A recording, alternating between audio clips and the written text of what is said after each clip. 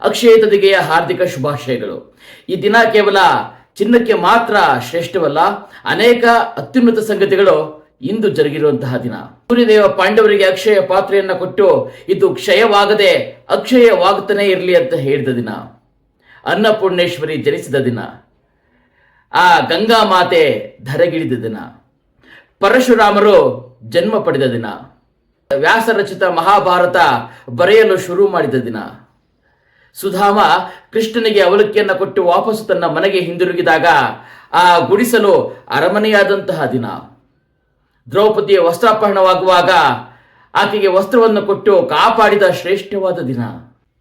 ಸೀತಾಮಾತೆ ಅಗ್ನಿ ಪ್ರವೇಶ ಮಾಡಿ ತಾನು ಪರಿಶುದ್ಧಳು ಎಂದು ಇಡೀ ಜಗತ್ತಿಗೆ ಸಾರಿದ ದಿನ. ಬಲರಾಮ ಜನಿಸಿದ ದಿನ. ಬಸವೇಶ್ವರರು ಜನ್ಮ ಪಡೆದ ದಿನ. ಪತ್ತಿನ ಅಧಿಪತಿಯಾಗಿ ಕುಬೇರನನ್ನು ನೇಮಿಸಿದ ದಿನ. ಹಾಗಾಗಿ ಅಕ್ಷಯ ತೃತೀಯ ದಿನ ಒಳ್ಳೆಯ ಯೋಚನೆಯನ್ನೇ ಮಾಡೋಣ, ಒಳ್ಳೆಯ ಮಾತನಾಡೋಣ, ಒಳ್ಳೆಯ ಕೆಲಸವನ್ನು ಮಾಡೋಣ. ಶುಭ ದಿನ.